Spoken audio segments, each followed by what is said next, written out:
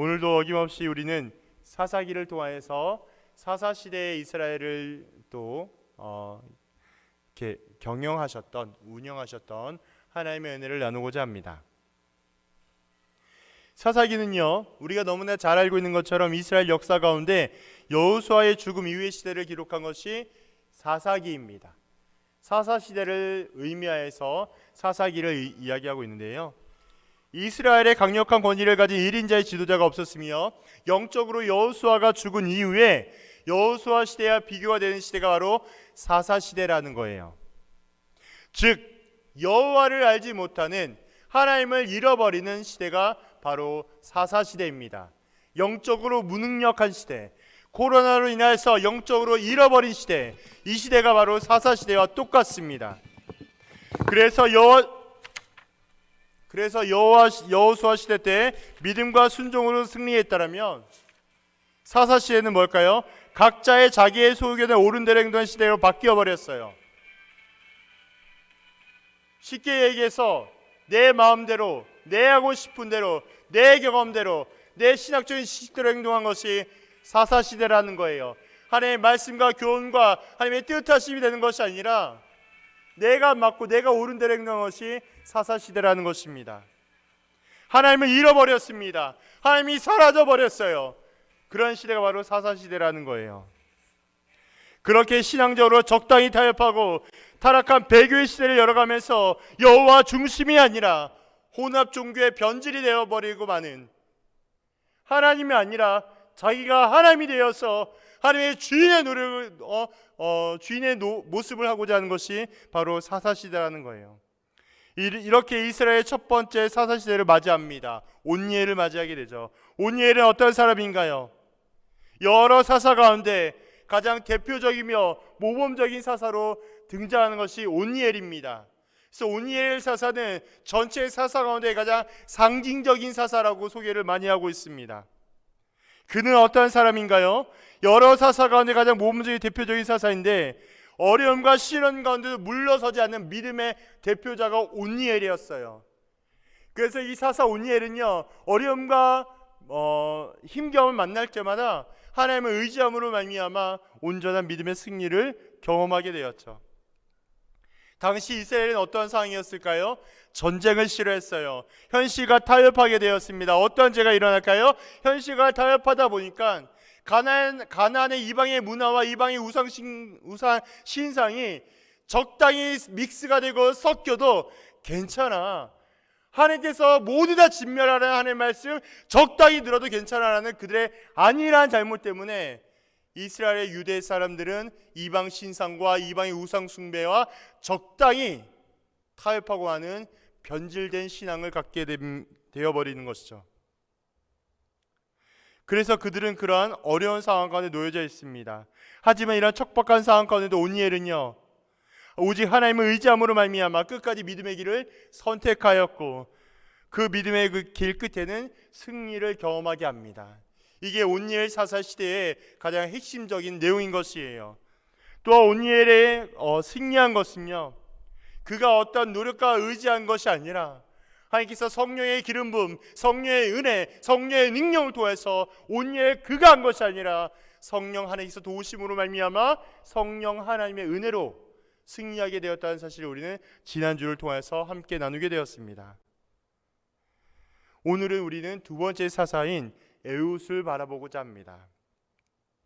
에훗의 말씀을 통해서 세 가지를 좀 나누고자 하는데요, 첫 번째는 에훗 시대의 영적인 상태를 통해서 하나님을 멀리 떠나게 되었을 때의 영적인 증상들이라는 거예요. 두 번째는 장애인을 사사로 세우신 하나님의 깊으신 뜻과 계획이 있다라는 것입니다. 세 번째는 에훗의 준비된 요소, 지도자로서 준비된 요소와 모습을 통해서 영적인 리더십의 조건은 이러이러해야 합니다, 지도자는 이렇게 해야 합니다라는 요소들을 함께 은혜 나누며 점검하기를 그리스도의 이름으로 부탁드립니다. 첫 번째는 에훗이 등장할 때 이스라엘 상황이에요. 지난 시간에 메소포타미아 왕이 등장했다면 이번엔 모압 왕이 등장합니다. 제가 미처 지도와 사진을 구별하지 못했지만 이 유대의 관점과 기준으로 봤을 때 모압이란 나라는요, 모압이란 규모는요 굉장히 약소했어요. 이스라엘을 함부로 볼 수 없을 만큼 굉장히 약소하고 작은 국가가 모압이라는 곳이었어요. 그래서 이 이방 나라 모압 왕 에글론에게 18년 동안 착취와 억압을 당합니다. 그 이유가 뭐예요? 하나님께서 하나님 앞에 범죄함으로 말미암아 다시 이방인의 침략을 사용합니다. 암몬과 아말렉, 에글론 이란 연합 이방군이 이스라엘을 침략하는 일을 벌여지게 되는 것이죠. 이스라엘은 이러한 상황을 통해서 어이없는 패배를 맞이하게 됩니다. 제가 방금 말씀드렸던 것처럼 이스라엘에 비해서 모압은 굉장히 약소하고 연약한 나라였어요. 그러나 하나님께서 모압을 통해서 하나님께서 이스라엘을 참패하게 하는 놀라운 일을 벌이게 합니다. 어이없는 패배를 당하게 되죠. 이스라엘과 전쟁 가운데 결코 모압은 이길 수 없는 나라가 모압이었어요. 자신들보다 연약한 나라, 그런 나라에게 패배를 당했다는 것은 이스라엘 입장에서는 굉장히 적지 않은 충격으로 다가왔습니다. 모압으로 인하여서 종려나무의 성읍을 빼앗기는 치욕과 수모를 당하게 됩니다. 성경에 나온 이 종려나무의 성읍은 여리고 성읍을 상징하고 있습니다. 여리고가 갖고 있는 것은, 여리고의 의미는 이스라엘이 가나안을 정복하게 될 때 최초로 승리한 장소이며 가나안의 전략적인 요충지, 중요한 장소가 여리고라는 거예요. 그래서 이스라엘에게 있어서 여리고의 성읍이 있다는 것은 영적인 승리의 자존심이었어요. 그래서 가나안 땅을 들어가게 되었을 때 처음 최초에 맞이한 그 전쟁에서 승리한 여리고에 대한 마음과 의미와 이해는 하나님께서 약속하신 대로 가나안 땅에 입성하게 되었고 하나님의 도우심으로 말미암아 하나님의 은혜의 약속이 완성되었다는 의미인 것이죠.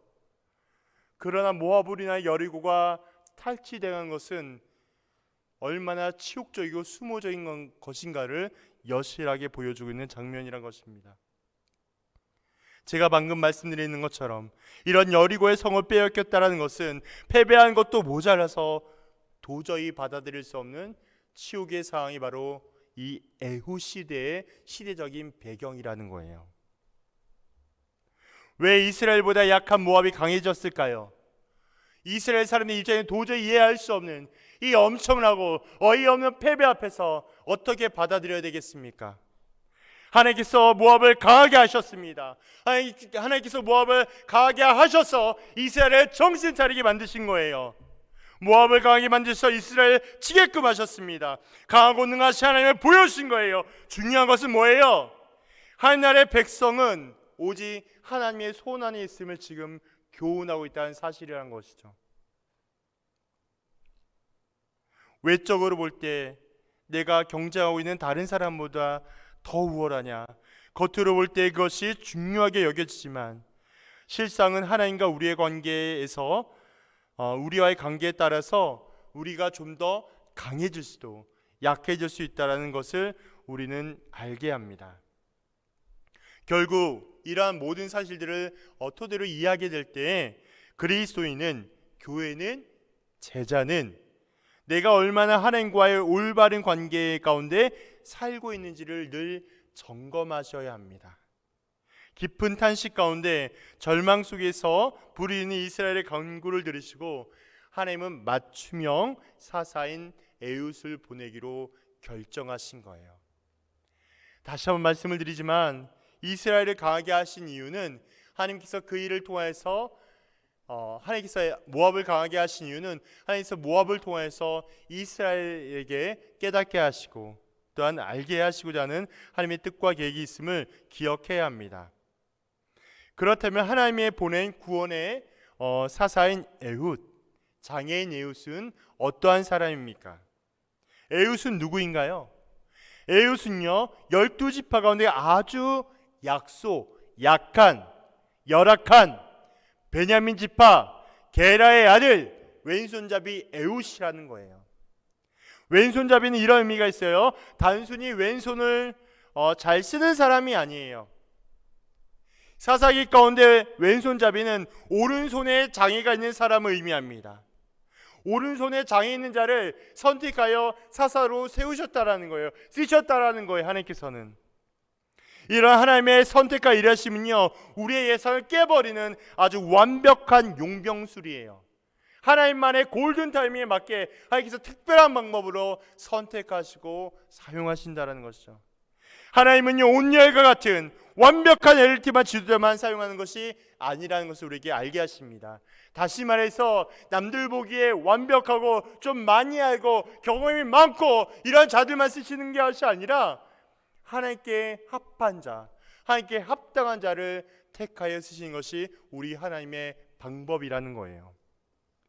모든 사사의 표준이었던 온니엘은요, 유다 지파 사람이었고 여호수아와 함께 이스라엘을 약속의 땅으로 인도했던 갈렙의 조카였습니다. 또한 갈렙과 함께 기럇사벨을 정복한 영적인 장수가 바로 온니엘이었어요. 그래서 이스라엘 사람들이 이스라엘에 기대해야 할 영적인 사사는 이러했을 거예요. 모세 정도는 돼야 되고 여호수아 정도는 돼야 되고 갈렙만큼은 되어야 돼. 이러한 자가, 이러한 온니엘과 같은 자가 사사가 되는 게 맞지, 이러한 자가 지도자가 되는 게 맞지라고 여겼을 거예요. 그러나 하나님께서는요, 하나님의 방법은요, 하나님의 파격적인 용병술은 뭐냐?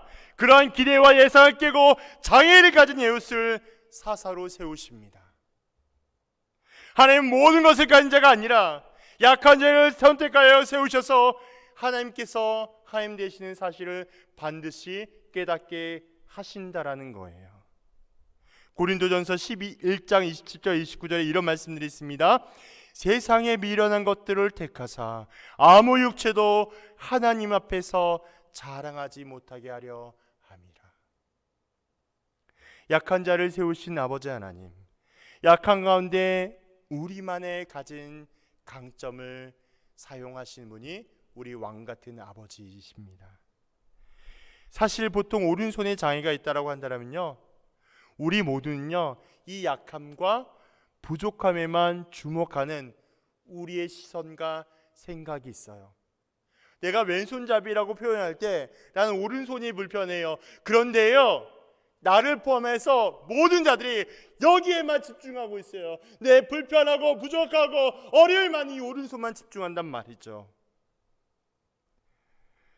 그래서 이 어려움 때문에, 이 불편함 때문에 나는 일을 할 수도 없고, 나는 부족해, 내게 능력이 없어, 결정해버리고 마는 오류와 교만과 죄를 낳게 합니다. 이게 우리의 모습이라는 거예요. 하지만 하나님은 어떠한 분이세요? 하나님은요, 우리만이 가진 강점, 우리만이 가진 은사를 주셨어요. 그 은사와 달란트를 통해서 하나님의 영광과 능하심을 나타내길 원하십니다. 그래서 오른손에 장애가 있지만, 오른손이 불편하지만 그만큼 왼손이 강했던 에웃을 택하여서 하나님의 영광을 높이는 데 사용하여 주십니다.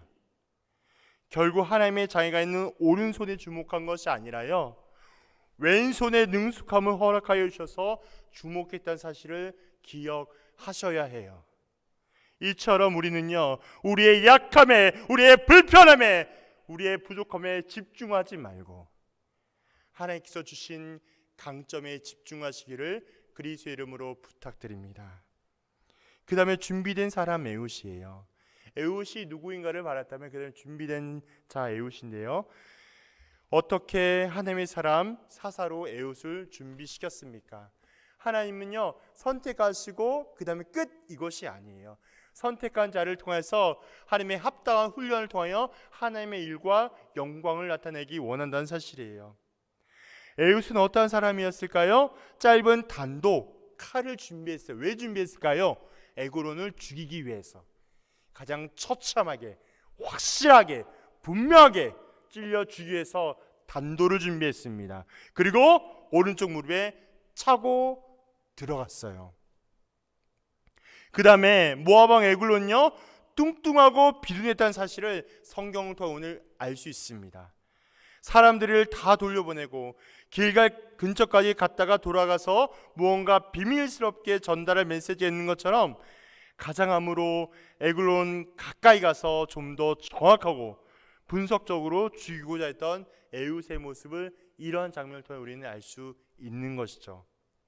그래서 모압 왕 에글론이 뚱뚱하고 비둔했던 사실을 이렇게 에웃은 준비하며 살펴보았다는 것입니다. 또한 에웃이 가지고 있는 능숙한 왼팔을 통하여 비정한 기술을 훈련하였습니다. 사사기 말씀을 보니까요, 능숙한 칼잡이였어요. 그 끝이 등까지 나갔고 라는 말씀엔요, 에웃의 오른손의 장애인을 극복하기 위하여서 왼손으로 집중적으로 훈련했음을 보여주고 있는 장면이 그와 같은 말씀이라는 거예요. 하나님은 자신의 약함에 빠져져 있지 않고 그 안에 담겨있는 강점을 찾아서 성실하게 준비한 사람을 이렇게 사용하십니다. 이렇게 하나님은요, 준비가 되어 있는 사람을 택하여 사용하신다는 것을 기억하셔야 합니다. 그리고 네 번째는 에웃의 긍정적인 자상이라는 거예요. 그것을 준비시키며 또한 계획하며 나아갔다는 사실입니다. 보통 자신의 약점과 부족함을 발견할 때 어떠한 것을 바라볼 수 있을까요? 내가 뭔가 남들보다 연약하고 부족하다, 그럼 무엇을 볼 수 있을까요? 대개가 열등감과 심하면 우울감에 빠지게 됩니다. 내가 남들보다 뭔가 부족하게 가지고 있고 부족한 경험이 있고 뭔가 지적으로 짧고 하다 보면 열등감에 빠지거나 이것이 확장되어서 우울감에 빠지게 됩니다. 하지만 에웃은 어떤 사람이었어요? 오른손에 장애가 분명히 있었던 사람이에요.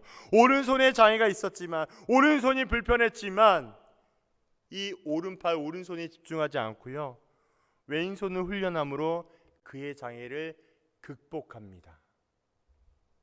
중요한 사실은 뭐예요? 모든 사람들은요 다 부족해요. 이 세상에 완벽한 사람이 없습니다. 다 부족해요. 다 온전치 않아요. 약하고 부족한 것 가운데 우리에게 강한 것을 주시는 것, 그것이 우리가 잊지 말아야 할 중요한 사실이라는 것이에요. 그래서 에웃은요, 이러한 사실을 통해서 건강한 자기의 자아상을 강점으로 발견하며 온전히 사용할 수 있다는 것을 우리는 알게 합니다. 이러한 준비된 사람 에웃은요, 에웃의 전쟁을 통하여 하나님의 살아 역사하심을 완전하게 경험합니다. 우리가 오늘 함께 읽지는 않았지만 그 뒷부분에 해당되고 있는 내용인데요, 에웃의 전쟁에는 몇 가지 특징이 있습니다. 그것은 첫 번째는 하나님이 도우셨다라는 거예요. 에웃의 전쟁을 통해서 하나님이 도우셨는데요, 에웃은 모압 왕 에글론을 죽인 것에 만족하지 않고요, 모압의 위기를 가장 정확하게 찌를 수 있는 절대적인 골든 타이밍을 캐치하게 됩니다. 무슨 말이에요? 한 나라의 왕이 죽었단 말이죠. 그러면 그 왕이 죽었음으로 인해서 그 지도자가 이렇게 넘어짐으로 말미암아 한 번에 나라의 힘과 능력이 꺾여질 수 있는 절호의 타이밍을 캐치한 것이죠. 그래서 본격적으로 에웃은 모압의 전체를 향하여 전쟁을 시작합니다. 그래야 더 이상 모압의 지배로부터 해방될 수 있기 때문인 것이죠. 기회를 놓치지 않고 에웃은 전쟁의 맨 앞에 서서 이스라엘을 세워 앞서 나가고 있습니다. 에웃이 이렇게 전쟁 앞에 담대히 나아갈 수 있는 이유는 하나님의 선명한 도우심을 분명히 먼저 경험했기 때문에 그렇습니다. 하나님의 은혜를 먼저 경험한 자, 하나님을 먼저 알게 된 자, 하나님을 먼저 경험한 자는 이와 같은 에웃의 모습을 갖고 있으셔야 한다는 거예요. 하나님께서 에웃을 어떻게 도왔을까요? 하나님께서 에웃을 어떻게 도우셨냐면, 모압 왕 에글론을 죽이려고 했을 때, 암살하러 갔을 때 경비대의 눈을 가려주었습니다. 사실 에웃은 몸에 칼을 숨기고 있었어요. 보통 군인의 경비대나 이러한 군인들이 있다면 왕의 자리에 나아갈 때까지 철통과 같은 수색과 절차와 과정들이 있었을 것입니다. 그런데 에웃은 장애가 있었기 때문에 그 모든 과정들을 순탄하게 무사히 통과하게 되었던 것이죠.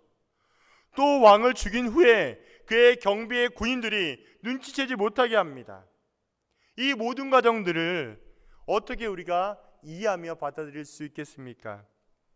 그 모든 것들은 하나님께서 에훗을 도우시고 보호해 주셨기 때문입니다. 실상적으로 하나님께서 일하시고자 할 때, 하나님께서 간섭하시고 완성하실 때는 때로는 말도 안 되는 일들이 벌어지게 됩니다.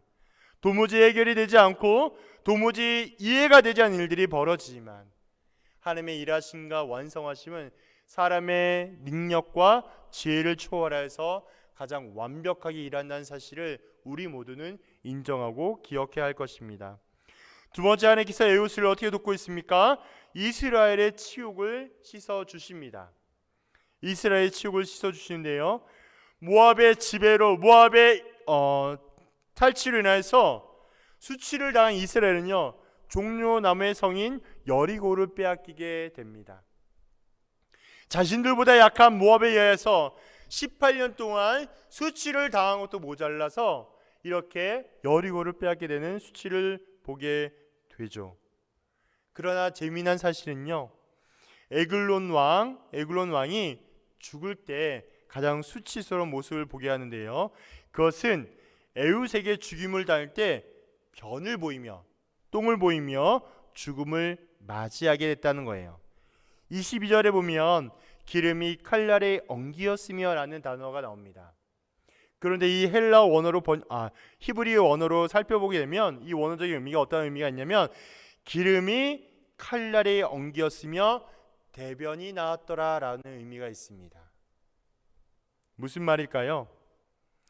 그렇게 이스라엘을 쳐들어왔던, 그리고 종려나무의 의미가 됐던 여리고를 침탈했던 모압도 하나님 앞에서 꺾이며 나아갈 때 그의 수치를 완전히 벗겨내는 장면을 보게 합니다. 그리고 두 번째는요, 천의 장수인 에글론 왕도 한쪽 팔을 쓰지 못하는 장애인에게 그 칼에 맞아 죽는 치욕을 당하게 합니다. 이스라엘 입장에서는 이러한 모습은 굉장히 통쾌한 장면이에요. 그리고 너무나 기쁜 장면이기도 합니다. 하나님은 반드시 자기 백성이 당한 수치와 부끄러움을 갚아준다는 사실을 이러한 장면을 통해서 우리는 알 수 있게 됩니다. 천하의 장수인 에글론도 한쪽 팔을 쓰지 못하는 부족하고 연약한 에훗을 통하여 죽임을 맞이합니다. 그가 썼던 칼이 큰 칼이었을까요? 아니에요. 짧은 칼 단도에 그 죽임을 처절하게 당합니다. 이렇게 하나님의 도우심으로 에훗의 전쟁이 진행되고요, 또한 에훗의 전쟁을 통해서 두 번째로는 영적인 지도자의 모습을 우리는 결론적으로 이해할 수 있게 됩니다. 영적인 지도자는 어떤 모습을 보게 합니까? 영적인 지도자의 모습은 결정적인 기회를 놓치지 않습니다. 에글론 왕이 죽은 것은 모압이 무너질 수 있는 가장 절호의 기회였던 거예요.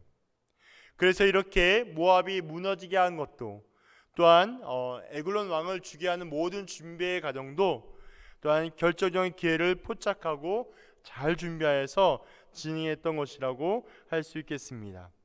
두 번째, 지도자는요, 위험한 일, 중요한 일 가운데 물러서지 않고 앞장서서 백성을 인도해야 한다는 것이죠. 이스라엘은 18년 동안 모압의 억압 가운데 두려움과 패배의식에 사로잡혀 있었습니다. 물론 그들의 죄악과 허물로 인하여서 하나님의 허락하심과 인도하심으로 경험한 18년의 시간이었지만 그들의 입장에서는 패배와 두려움의 시간이었던 것이죠. 그럼에도 불구하고 지도자는 어떻게 해야 하냐? 위험하고 중요하고 또한 가장 귀한 일들을 감당할 때 앞서서 먼저 모범이 되어야 합니다. 그래서 우리 모두는 이러한 사실을 기억하며 세상 가운데 놓여져 있을 때 직장과 환경과 내 있는 터전에서 이러한 지도자의 모습을 기억함으로 우리도 이렇게 삶으로 살아내야 되겠습니다. 지도자는 마지막으로 하나님께서 승리하게 하실 것을 기대하는 모습을 보여주고 있죠. 하나님께서 모압을 우리에게 넘겨주셨기 때문에 우리가 분명히 이길 것을 선포하고 있습니다. 다시 말해서 어이없는 패배와 또한 말도 안 되는 상황을 경험한다 할지라도 우리는 끊임없이 기억하여야 합니다. 하나님께서 우리를 승리하게 하시며 특별히 영적인 지도자라면 우리를 승리로 이끌어 주실 것을 기대함으로 말미암아 지금의 걸음을 한 걸음 한 걸음 더욱더 분명하게 나아갈 수 있어야 합니다. 사사 에웃이 이토록 간절히 부르짖고 승리를 할 수 있음은 그가 하나님의 도우심을 분명히 체험했기 때문에 그렇습니다. 승리의 확신을 함께 하시는 하나님의 인재를 믿음으로 바라볼 때 우리는 분명하게 그것을 경험하며 이루어집니다. 사사 에웃을 통해서 각자에게 주시는 깨달음과 또한 은혜는 어떠한 것이 있겠습니까? 우리 모두는 기억할 것은 어떠한 상황이 온다 할지라도 하나님을 신뢰함으로 인하여서 하나님께서 주시는 참된 능력과 은혜 가운데 있어야 될 것입니다. 때로는 말도 안 되는 일들이 내게 벌어진다 할지라도 거기에 당황하지 않으며 하나님을 온전히 의지함으로 말미암아 늘 말씀과 은혜 가운데 승리하는 저와 모든 청년들이 되기를 주님의 이름으로 부탁드립니다. 주의 영광 이곳에 가득해 우린 손에 주님과 함께